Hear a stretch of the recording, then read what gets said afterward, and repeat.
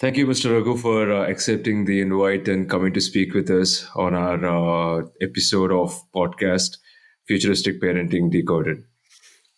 Thank you so much for having me. It's really a pleasure.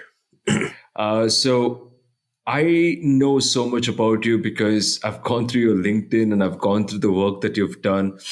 First of all, congratulations on this major flights that you've crossed. You are a founder of Upstocks and now Rain. The journey of both, I'm sure, is very inspiring. Where did it all begin, and how did you end up founding two big tech companies? Yeah. So, again, thanks for having me on this. And, that's a question I do get asked a lot these days. I've noticed that the frequency of that question, coming my way has been going up over time, which I think is a good thing. Yeah. Essentially, it all started in school, so I'm going to tie it back to school and the importance of schooling. I was always a big fan of math. I've always had a very strong affinity for mathematics. So even when I was like in first grade, my teachers would give me the math assignments of fifth graders and things like that. So I was always a very curious child with numbers and things like that. And so, when I got older, you have to pick a profession to get into, at some point in time.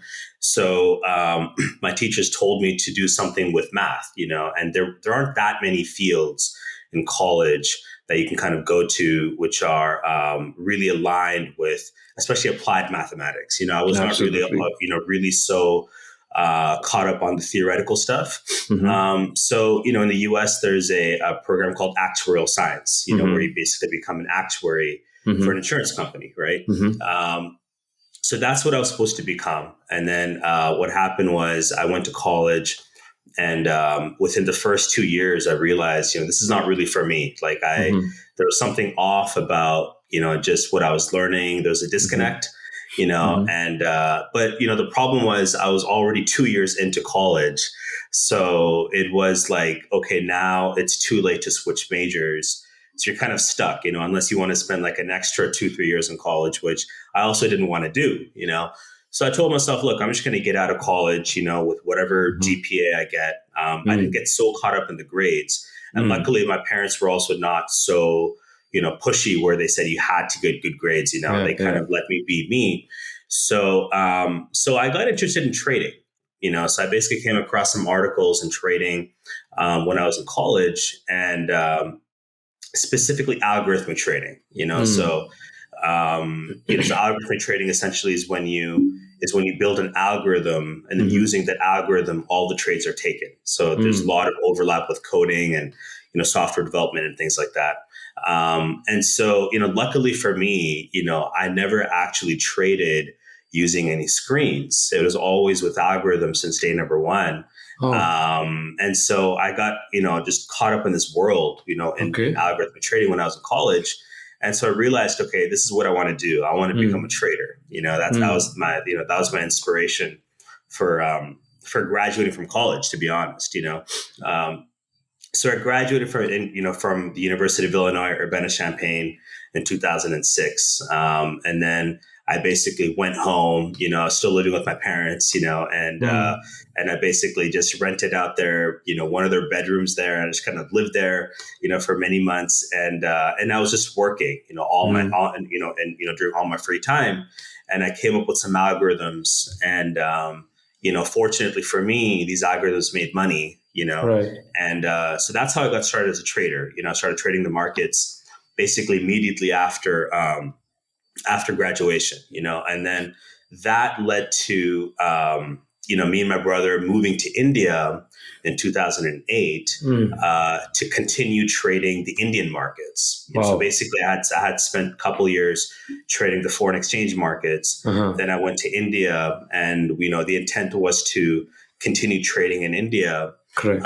And to eventually set up a stock brokerage, So that's how Upstocks happened. Basically, Upstocks is a stock brokerage in India. I'm sure you know. And, we have more than 4 million users now, very successful company. And Upstocks essentially is a B2C company. So we have, all these users using our platform and they're placing trades. Correct. But it's a brokerage company. It's not really a Correct. trading company, and we moved away from trading.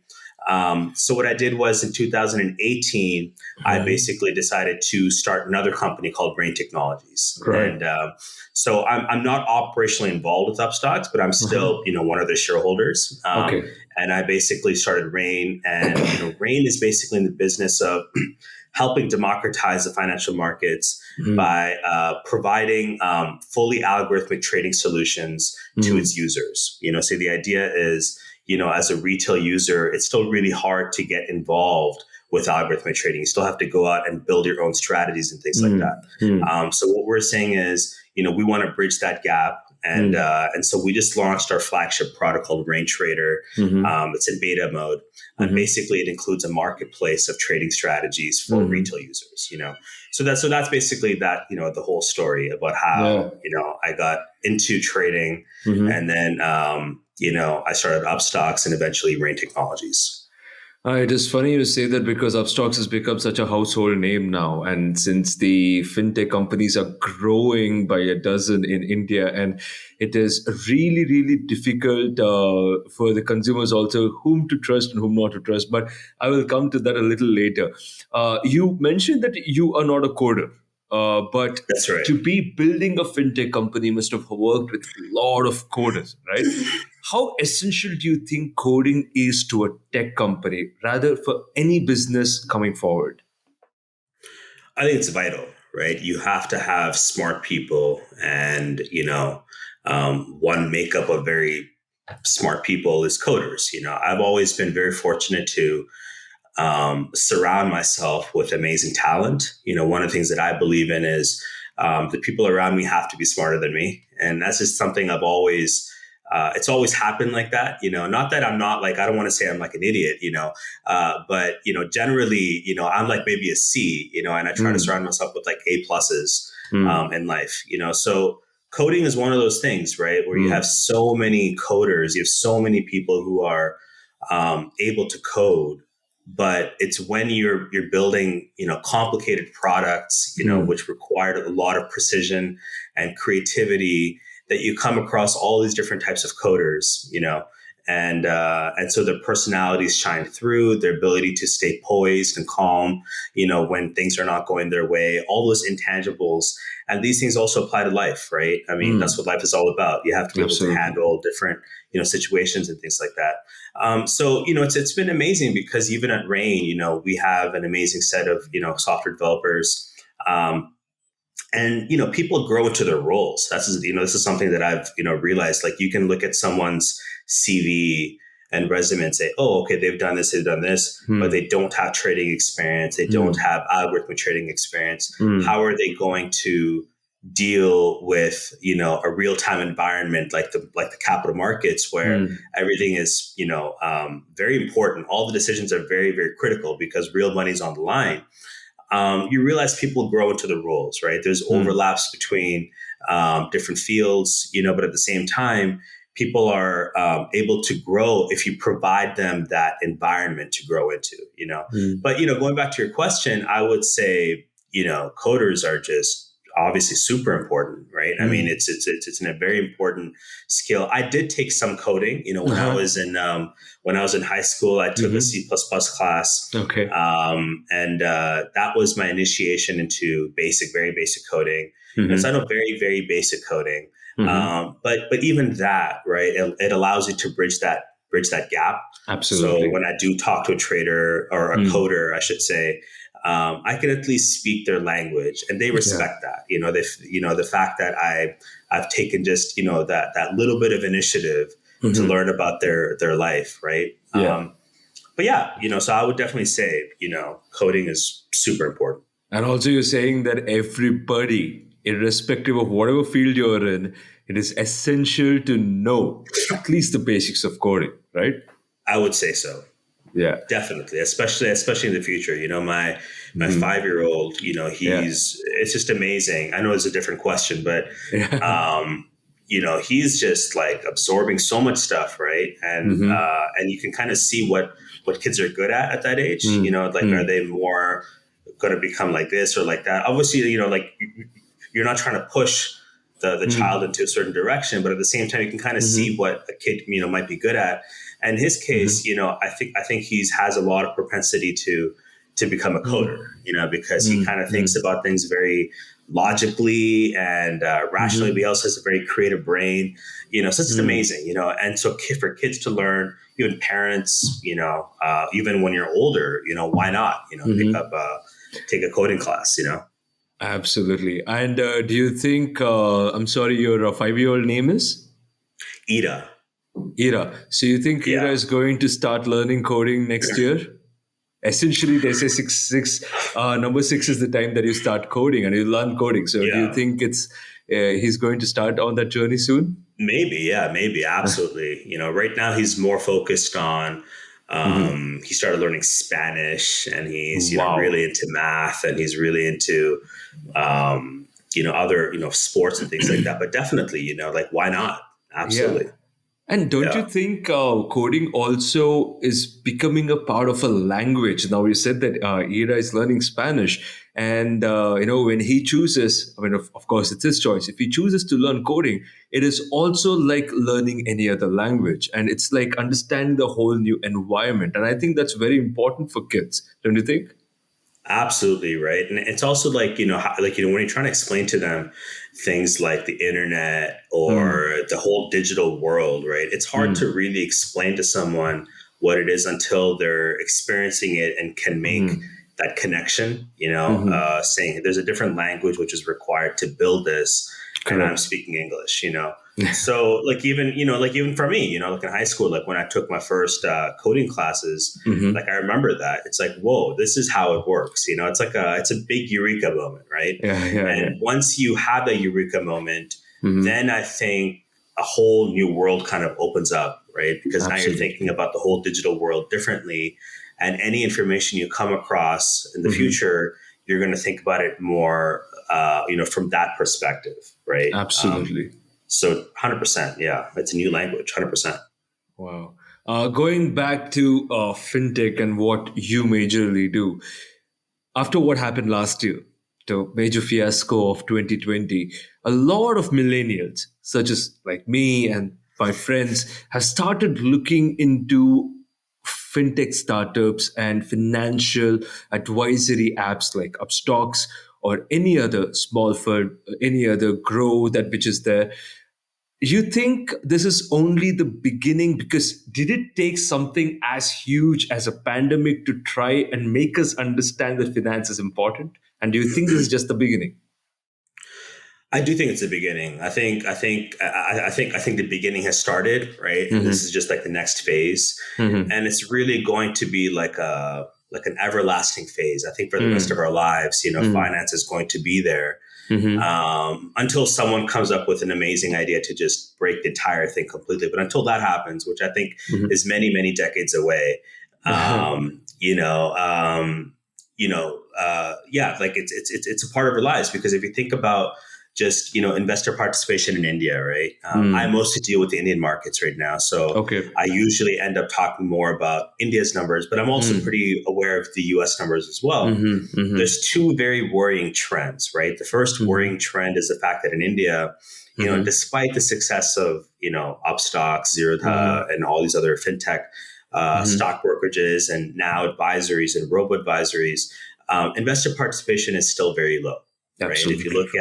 If you look at the numbers, it's like maybe 5% of the population is Hmm. investing, right? And this Hmm. includes like all your other products. Hmm. So, and a lot of these are, passive investing products, right? So Hmm. really, there's 95, there's 95% of the population, Hmm. which is still untapped, right? Mm. Wow. And then the question becomes, well, why is that the case, right? Mm. Is it really because of financial literacy?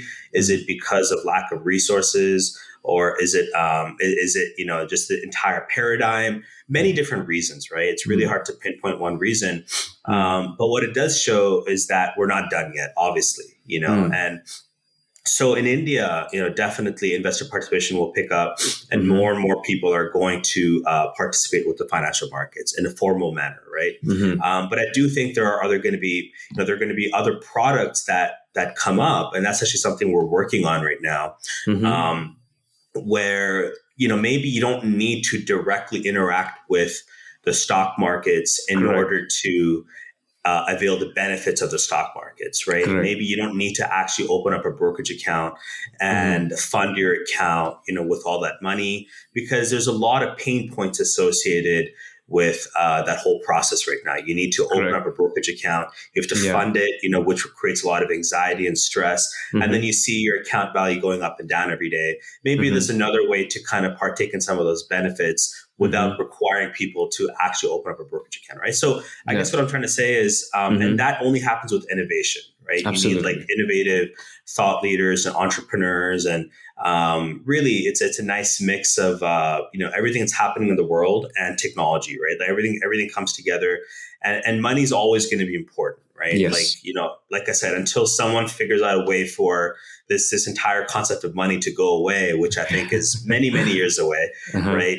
Until that happens, I think finding ways to use technology to generate Mm-hmm. more income is always going Mm-hmm. to be there. And even in Mm-hmm. the U.S., the numbers have also been going down. We always look at Mm-hmm. the U.S. sometimes, especially from India's perspective. It's like, Mm-hmm. oh, well, look at the U.S. Things are so great there. Not really. So Oh, the numbers are going down in the U.S. And okay. I believe 11 years ago, Uh-huh. 65% of Americans were somehow, interacting with the stock markets. Correct. That's gone to 50%, right? Wow. So there's something happening there, even, despite the fact that, Robinhood exists and all these innovative apps have come out, Mm-hmm. people are still fearful of the stock markets, right? There's Hmm. something going on over there. So, Correct. yeah, to answer your question, I think, Yeah. definitely it's here to stay. Wow. Yeah. When you're talking about all these things, I just can't, I just can't stop myself picturing that when we were growing up, we had very little resources. And now let's talk about Era itself. He has so many other resources. Do you think, do you wish you had those resources when you were his age or like, a little older? I think that's a catch-22 kind of a thing, because one of the things that I struggle with as a parent is Mm-hmm. not not limiting the resources, Mm. but at the same time Mm. not giving them so many resources where they're just spending all their time doing useless things in life, right? Mm. There is a benefit to having limits in your life, which forces you to only do a certain number of activities, right? Mm. um, I was just recently reading a biography of Arnold Schwarzenegger, Mm-hmm. and he grew up in Austria, and in Mm. Austria, he talks about this all the time. He didn't have that many things to do. He That's would correct. like he would go to school, and then he would be like, okay, what do I do all day? Mm. Because he grew up in a small village in Mm. Austria, so he got into bodybuilding, and his point was he didn't have time to wonder, okay, should I go to the gym or not go to the gym, Mm. because he didn't have that optionality in life, right? Mm-hmm. Same thing with me, I would say, actually. The Mm. first 5 years of my life, I grew up in France, Mm-hmm. and we lived in a very tiny apartment. My parents tell me this all the time, Mm. and we didn't have that many things to do. It's Mm. just kind of there weren't that many Indians at that time. Mm. We didn't live in Paris. We lived in a smaller city, so Mm-hmm. very few Indians in the city. We didn't have that many friends. We didn't have that Mm. many. There's no technology, so Mm-hmm. I would just sit around and do certain things, as a Mm. kid. But the point is, there is a benefit to that as well, because then your Mm. curiosity is like naturally developing, versus us as parents saying, okay, I'm going to have you spend 1 hour doing this, 1 hour Yeah. doing that, 1 hour doing this, and putting you into some sort of a cookie cutter template. Mm-hmm. So I think it goes both ways. I think all we can do is, we can look at our surroundings, because we do live in reality, and Mm-hmm. the reality of the situation is, this Correct. is how parenting is done these days. Yeah. So all I can do is say, okay, maybe I can try to be a little better than, Mm-hmm. some of the others out there who I think maybe are making some mistakes with Mm-hmm. parenting, you know, in terms of maybe pushing their kids into certain things or things like that, Absolutely. but yeah. So, When we talk about parenting, I'm sure there's a lot of changes the way you were brought up and the way now the children are being brought up. Do you think there is a change in traditional education system and through introduction of teaching of coding at such a young age, do you think there is a change in the educational system and do you think it is a good change? So I do see a change happening. I think Mm-hmm. definitely, just with coding, more and Mm-hmm. more kids are getting into coding at a Mm-hmm. younger age, whether it's at school or even being, asked to take up coding classes and things like that, which I do completely support. Mm-hmm. The only thing I think the education system has been kind of brewing is increased competition between kids, and like I noticed this in the U.S. especially. You get to high school, and then by the time you go to university, Mm-hmm. it's just like insane, because you're competing with everyone, Yeah. and and the issue with that is some things take a backseat, Mm. because then when you go to universities are saying, okay, well, the 18-year-old who Mm. has a perfect Mm. GPA and has played 3 varsity sports and Mm. has done all these extracurriculars, but they also value certain extracurriculars over others, right? Just Right. how it works because it's a US based institution. But if Mm-hmm. I'm learning, say, so I learned Carnatic music my whole Mm. life, Mm-hmm. that doesn't go a long way when you apply for university. Sure, they look at it. Mm-hmm. It's a nice extra cultural checkbox. That you kind of check off in your application. Mm-hmm. But the reality is, if you were doing certain other things, they might Mm. value you a little differently. Absolutely. So kind of then asking yourself, like, am I going to consider that when Mm-hmm. I pursue this activity, or am I Mm-hmm. just going to do what I want to do? Absolutely. But going back to what you're saying, with Mm. coding, I think coding is one of those things where, I mean, I think there's so many benefits to coding, Yeah. that it just makes sense to, Mm. get into it at a young age, Mm-hmm. because you're only going to get better and better. And you're also kind of giving yourself the option, right? By the time Mm. you become an adult, if you want to become a coder, become a coder. Otherwise, take your coding Yeah. skills and do something else Absolutely. in life, right? So it gives you Absolutely. that option. Yeah. Absolutely. I think you put it really well. I think the freedom to choose has to be given to a child, and most of us we do not have the freedom to choose when it comes to Right. choosing our paths, and it was always told that this is what we're supposed to do. And I just want to ask how different, since you said that you grew up in France, Canada, and USA, and you spent time in India. How has parenting changed? You, as a parent yourself, would be the right person to tell me. I'm not yet a parent, so tell me how has it changed? So obviously, there's no clear cut answer to parenting. Right. Parenting is one of those things where there's just so much flux, in your life, that you realize, okay, I'm not going to assume anything. I'm not going to assume that I know anything about anything when it comes to parenting. Mm-hmm. You have to be super humble. I think Mm-hmm. that's one of the biggest things that I've realized over time is, especially as an entrepreneur and stuff. Mm-hmm. Obviously, when you're entrepreneurship, you're also dealing with uncertainty and things like that. But Mm-hmm. there is an element of, okay, I'm a founder, so I have a Mm. certain degree of control over the situation, right? At Correct. some level, right? Yeah. As a parent, that's just flies right out the window. Your kids don't, they honestly don't give a crap about anything, right? They don't care what you've done in life. They give you zero respect when it comes to your credentials, right? So you have Right. to really learn to humble yourself and obviously take yourself not too seriously. But Mm-hmm. going back to your first point, how Mm. parenting has changed, Mm. I think it's changed a lot, right? And I Mm-hmm. don't think it's like, a conscious decision by, say, me versus my parents or something. I think it's a function of the times. Mm. If you watch a lot of these, I'm a big fan of sitcoms or sorry, not Mm-hmm. sitcoms, stand-up comedies, Mm-hmm.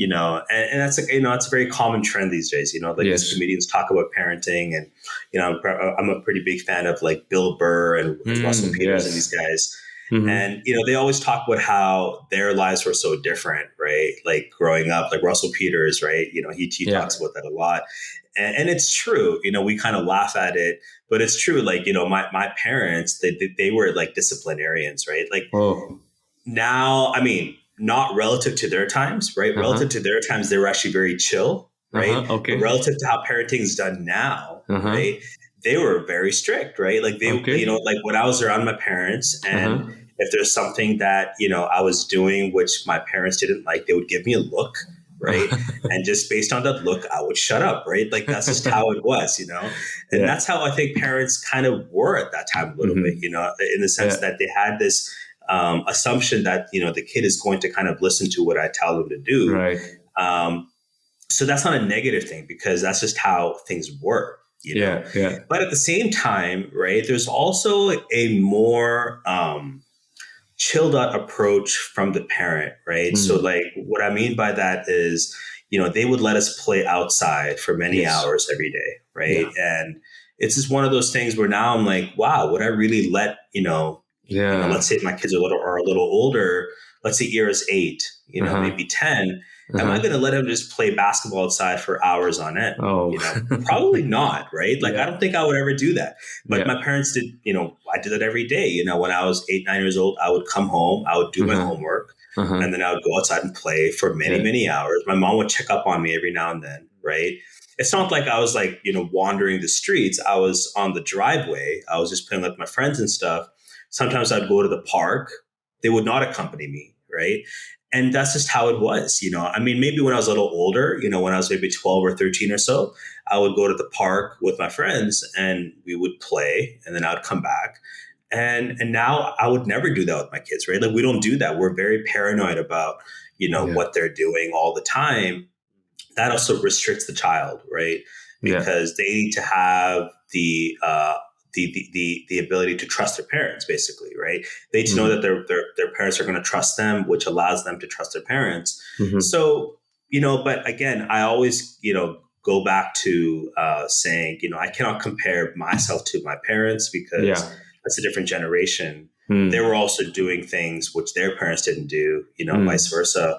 So you can only kind of look at your surroundings and say, Mm. okay, how can I try to be the best parent that I can be in today's environment, and Absolutely. kind of go from there. Otherwise, you're gonna just drive yourself crazy. I'm sure. I'm sure. And coming to talk about physical activity and what we were talking about last year, we had so many of children who were learning only through screen, and they completely Yeah. missed out on opportunity to be with their friends, to grow with their friends, to mingle. And such a young age, everybody were asked to sit at home and just look at the screen, and which is quite still happening right here in India. Let's talk away from the screen. When we are so involved in this, what do you think there should be done other side? What are the activities that we should know that we should completely do so that we take care of our body as well while we're taking care of our mind? What are the few activities that you think is essential? Yeah, it's a really good question. So I think it depends on the age group, right? So in my case, with my kids, it's just really about being around other human beings. If you really think about, on a very basic level, we act differently when we're around others when we're not around others, right? Like, something goes off in our brain, we become more self-conscious. We kind of we care about how we say things and all that stuff, right? Um, so just, putting, I think, in the case of children, putting them in an environment where they are around other people, not including their parents and their siblings, right? Because that forces them to break out, right? And to kind of not get so caught up in their shells. Um, so that's probably number one, and then just kind of just learning, right? I mean, yes, school is going to provide you the basic resources, right? But that's the key word, the basic resources. You need to kind of then challenge the child, right? And then teach them other things on your own, So I remember like during COVID and stuff that, during 2020, I would spend like an hour or two with Ira every day and teach him math, because I like math and he likes math and we have that common bond. So Khan Academy, right? I'm sure you know about Khan Yeah, Academy, yeah. right? Khan Academy is something we really bonded over. He really liked doing Khan Mm. Academy, which is probably not normal. Mhm. But I picked, I picked up on that. I realized, okay, like this kid kind of likes math. Mm-hmm. So I'm going to spend time with him Mm-hmm. and instill a curiosity in math, right? So now when he goes to school, I know it's very young and I'm not trying to compare, but his Mm-hmm. teachers are already saying like, oh wow, like he really knows his stuff. Like he can do Nah. like basic division. He's only 5 years Mm. old, So things like that, finding things that they're good at, in sports, right? That's one thing I really tried to kind of push them in last year. Mm-hmm. I'm putting this in the context of 2020 because that's when COVID kind Absolutely. of happened, right? Yeah. And we were all stuck at home, and that was Yeah. just like really sad, right? Like the kids were Mm. spending so much time looking at screens, and Yeah. was not a good situation. So that finding activities, right, Mm. that the kid kind of likes to pursue.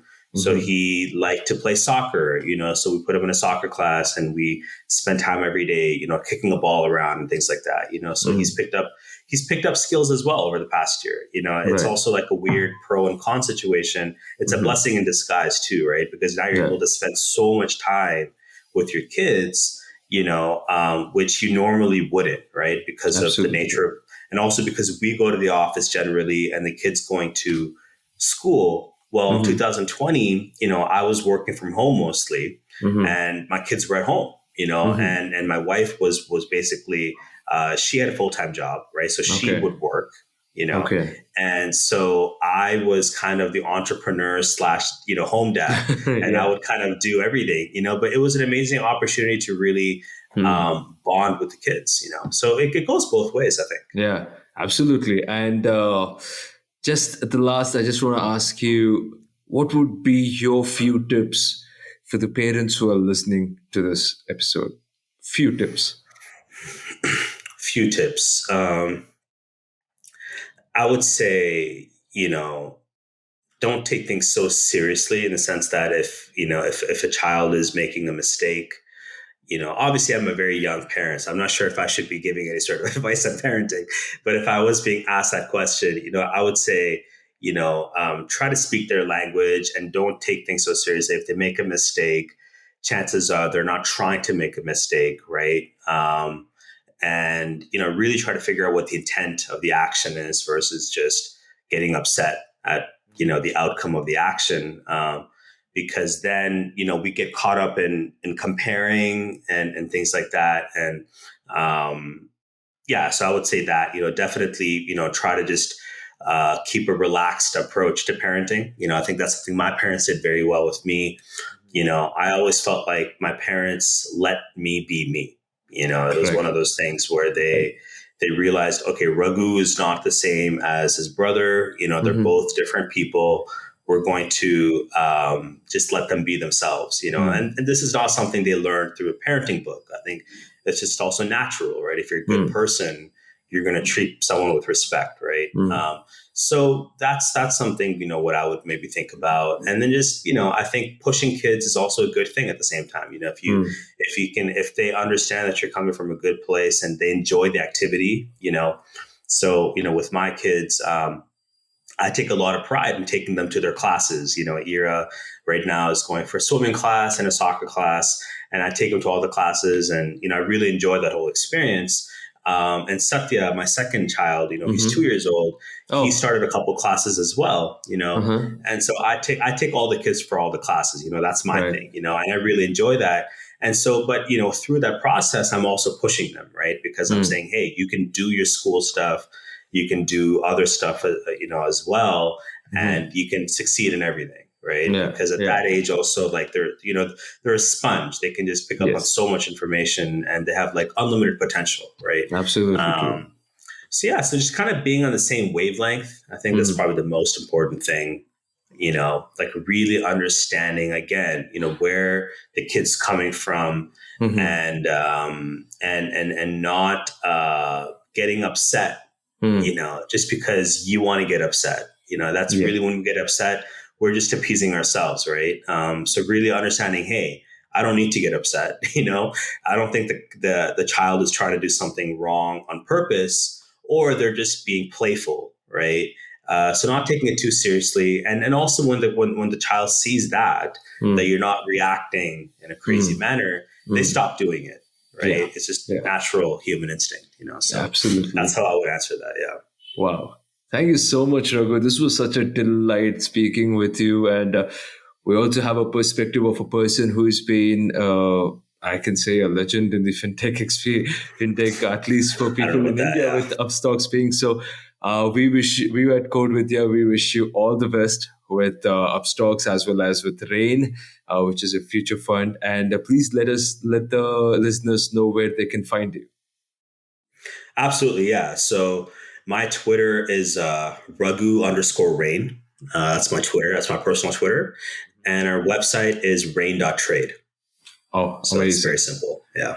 Thank you so much. It was a pleasure talking with you. Thank you so much for sharing your story as well as your insights about parenting. Thank you so much. It was a wonderful opportunity to talk about coding and parenting. Thank you. Hope you have a nice day.